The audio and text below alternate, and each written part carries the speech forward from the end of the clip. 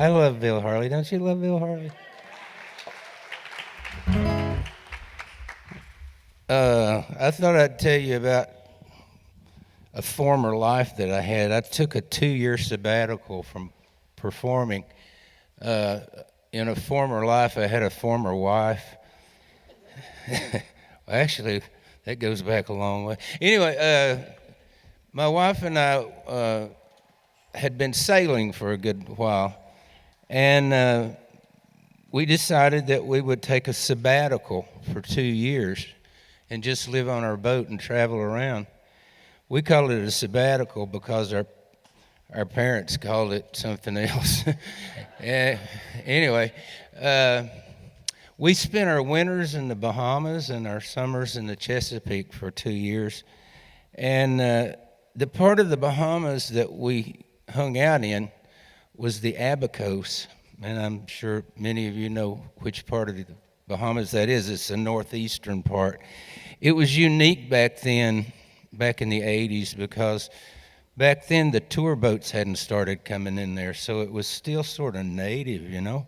And the really unusual thing about it, if you've ever spent much time in those islands, the really unusual thing about the Bahamas is almost everybody who lived there at that time were descendants of the British expatriates that left New England after we won the Revolutionary War.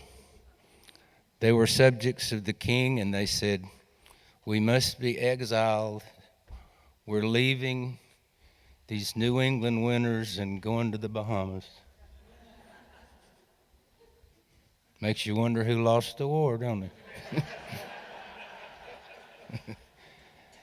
Anyway, there's this place over there. They call it American Harbor because so many of us hung out there. It's just a good anchorage, is real protected. And one evening, my wife and I had a lovely supper, and we were just relaxing in the cockpit, and I was sort of cleaning up a little bit, and it was getting dusk. And the thing about being out on the Little Bahama banks after the sun goes down is it's very dangerous, because during the day you can see coral. You can see it as plain as anything in 30 feet of water because the water's so clear. You can drop a quarter in and watch it turn heads and tails till it hits the sand at the bottom. But as soon as the angle of the sun gets low, you get that reflection on the water, and coral is harder than Chinese arithmetic. You don't want to hit it. Well, it was, as I say, it was dusk, and I heard this little toot, toot, toot, toot, toot, toot, toot, toot, toot, a little one-lung diesel pusher motor coming. And I thought, well, somebody's out pretty late. And so I looked out at the harbor entrance, and here came this beautiful little wooden cutter about 30 feet long, and an old man standing at the tiller, pulling his dinghy along behind him. And he was headed for the back end of the anchorage to drop his hook and settle in for the night. And as he went by, I threw up my hand, and he threw up his hand, and we acknowledged each other. And as he went on by, I was just admiring that beautiful little wooden cutter. And I looked as he went by to see what the name of his boat was, and it said Air Shaft. And I thought, Air Shaft. The only place that I could remember hearing that term was in the coal mines in eastern Kentucky. Now, a lot of that Appalachian coal, you know, goes straight into the mountain, not just down like this, but straight in. And so they find a coal seam. That's the reason stripping coal is so easy. You just take the top off, and it's just a big layer of coal, and you just rip it all out. But mining, they go straight into those mines. And the further back they go, the more they need air. So what they do is they drill holes down to the miners, and the air circulates around.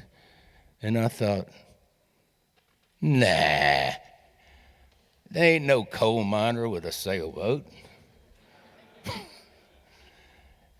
And then I looked a little closer with my binoculars as he was fading away into the distance, and I was going to see his home port, and it said Ashland, Kentucky. Well, wait a minute. Ashland, Kentucky's on the Ohio River. The Ohio River runs into the Mississippi. The Mississippi runs into the Gulf of Mexico. The Gulf of Mexico, you just go around Florida and you're in the Bahamas. I couldn't believe it. I said, I got to go see this guy, because on the back of my sailboat it said Friendsville, Tennessee. Well, the next morning after my wife and I got breakfast, and I gave that guy time to get up and get moving, I got in my dinghy and I rowed all the way to the other end of the harbor, knocked on his hull, and I heard down below, I got coffee on, come on aboard. Well, I climbed into that little cockpit and sat down, and this chipped old thick mug came up, and it had bubbling coal oil in it. And I took that mug, and that old boy came out, and he told me his life story, and I stole it, and I'm going to give it to you.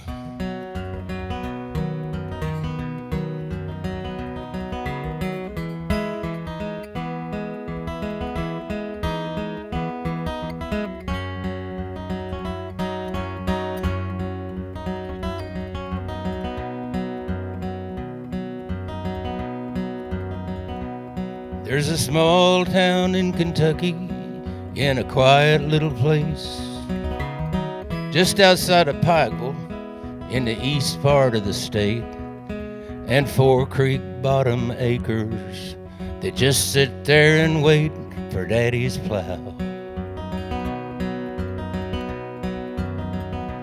Well, that plow had left the county in the back end of a truck when Daddy sold a home place and all his farming stuff. He bid his neighbors all goodbye, and they all wished him good luck. He never made a living farming. No, Dad worked in the mines, drove every day to Matewan across the West Virginia line. And he always raised tobacco. The money came in time for Santa Claus.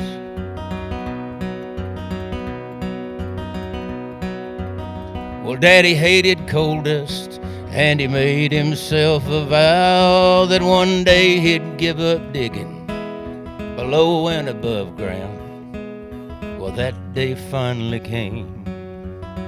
He left that East Kentucky town.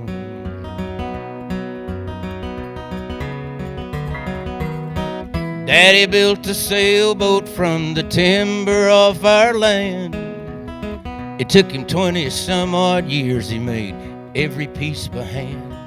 And then he trucked it down to Norfolk and put it in the sea. And now that East Kentucky miner's gone to where there ain't no dust to breathe.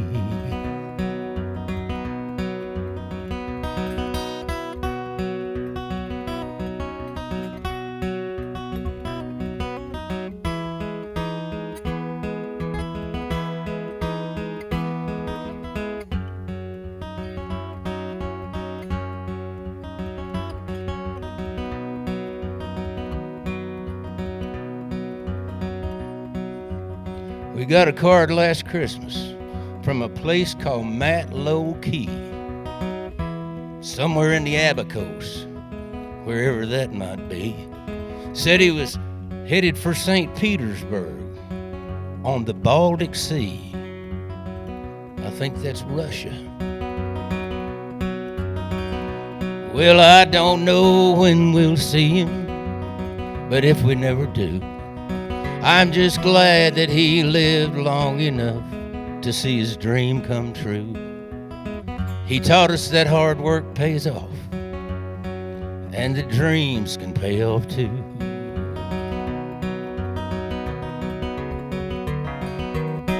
Daddy built a sailboat from the timber off our land. It took him 20-some-odd years. He made every piece by hand.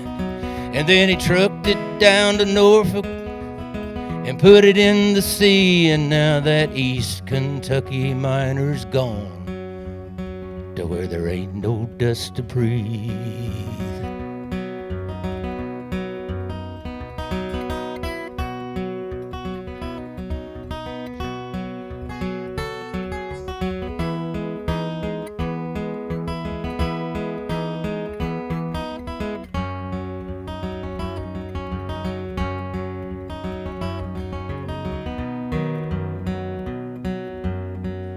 Thank you all very much.